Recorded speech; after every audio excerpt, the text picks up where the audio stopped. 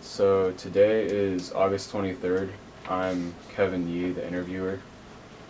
Kathleen Van Dorn is present as a cameraman. Helen Fitzgerald is also here, and Dave Fitzgerald is the veteran. We are in Edina, Minnesota. Mr. Fitzgerald, thank you for coming today. To begin, can you tell us your full name and date of birth? David Ford Fitzgerald, June 27, 1933. Yeah. So, where were you born and where did you grow up? I was born in Gloucester, Massachusetts. My dad was he worked for Birdseye Frozen Foods, Yeah. small startup company. He was a food engineer and developed frozen foods with Birdseye. Mm-hmm. And shortly after they sold to General Foods, and they moved their operation to Boston, and we moved to Melrose, Massachusetts, and we were there for a few years. Just before the war broke out, he was named chief chemist for General Foods. The laboratory was in Hoboken, New Jersey, and we moved to Long Island. Then we moved out to New Jersey, Mountain Lakes, New Jersey. Sorry to keep this going so long, but that's the way I grew up. Yeah. We never stayed any place very long. Just before the war broke out, he left General Foods and took a job with Richardson and Robbins. It was a chicken, boned chicken and stuff like that in Dover, Delaware, where the Dover Army Air Base was located. And that's where we lived throughout World War II. Yeah. So military was twice the size of the town, and it was just outside the town. That air base is an Air Force base, and it's still operating Yeah. today. So is that as far as you want me to go, or do you want me to keep on going? That's good, yeah. So, you grew up in the middle of World War II. I did what? When you were growing up, the war was like in full swing. War was going on in 1941 to 1945, Yeah. and we lived those years in Dover. Yeah. Do you think that influenced your decision to eventually join the military? Were very much influenced by interest in flying and air. But the next stage of my life was in college when I was finishing up my college degree, and we had compulsory draft during those years. It was a Cold War with the Soviet Union, and with a friend we went down to the Navy recruiting office, and I was thinking either the Marine Corps or the Navy, and the recruiter was an aviator, and he pushed me, or he spurred my interest in flying. Yeah. So, when exactly did you join the military? Well, I joined it in the summer, and then I awaited orders to report to Pensacola, Florida. I did it in the summer, and in the class of 4255, which was in November of 1955, I started pre-flight at Pensacola, Florida. Yeah. So, do you remember why you picked the Navy? Well, my mother was a Navy lady. She served in World War I. Yeah. She was a yeoman F at the War College, a stenographer, secretary to officers in the War College, and she has her own story about that. Very proud of her service. My dad was in high school and then college during World War I. The war ended 1918, 1920, and he joined the Army Reserve at MIT when he was in school, and he was active in the Army Reserve. So he used to go off for his 2 weeks of active duty, I assume meetings, but I Yeah. wasn't too aware what was going on then. How did your friends and family feel about you joining? Well, I was pretty much on my own by that time. Yeah. My dad had spent 2 years in Iran when I was finishing up school. I came back about the time of graduation.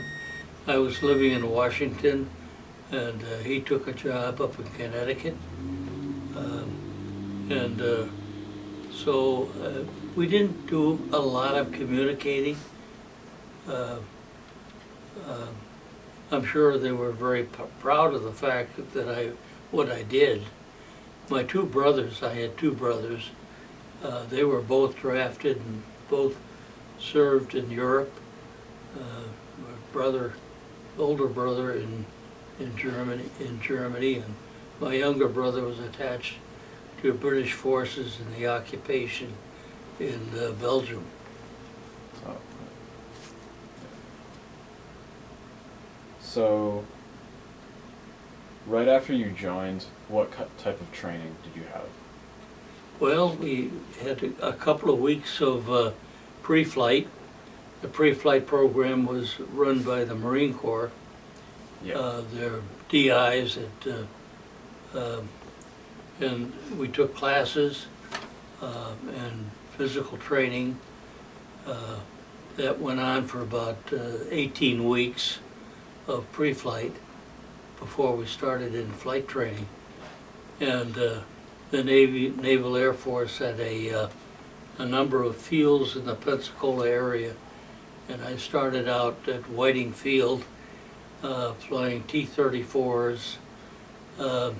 Half of my class was at North Whiting. I was at South Whiting, and they were flying SNJs.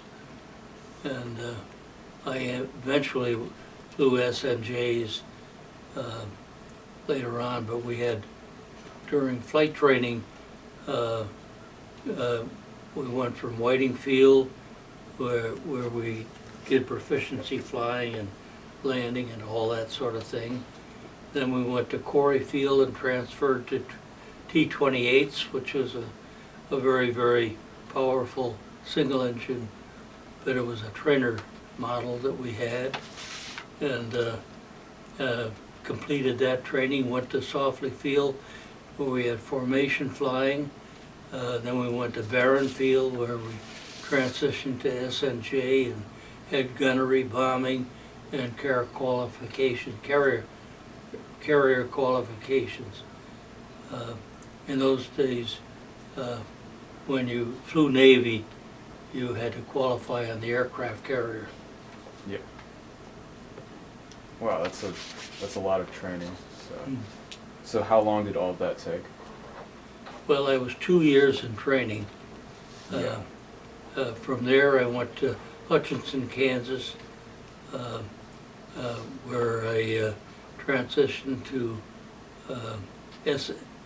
S2Fs, and we went through instrument training in the S2F, which was a carrier-based two-engine airplane with a crew of 4, pilot, co-pilot, tactical coordinator, and an ASA operator. It's another part of the equipment that we had in that airplane.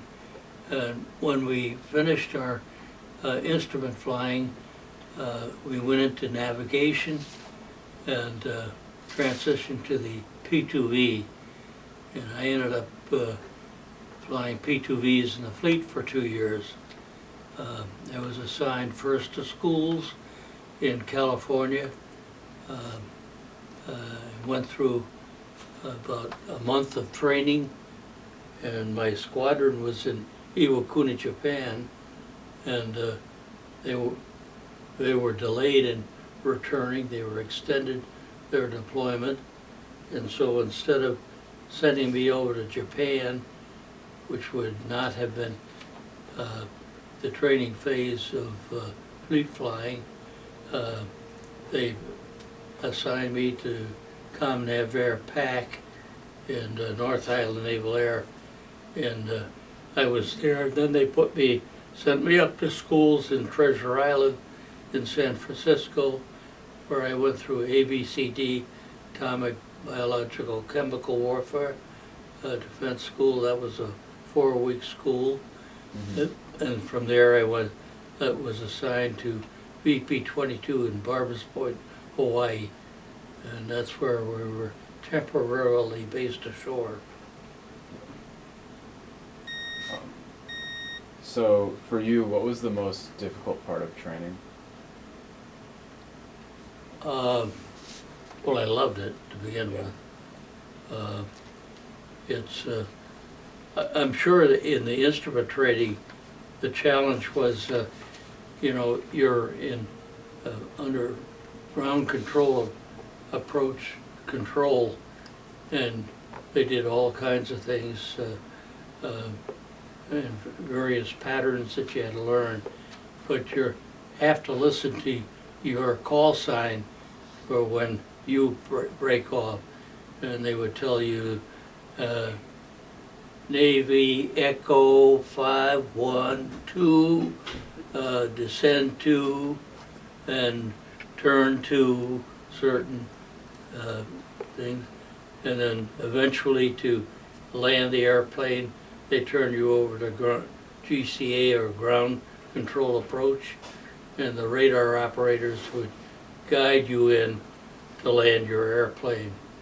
And we did patterns of takeoff and landings in the patterns.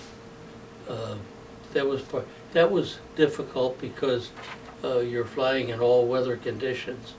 You'd have thunderstorms, you'd have static, you'd have a lot of voices that were calling other aircraft that were in the sky at the same time. And you had to learn how to concentrate on your call sign and listen to only what applied to your flight and what you were doing. So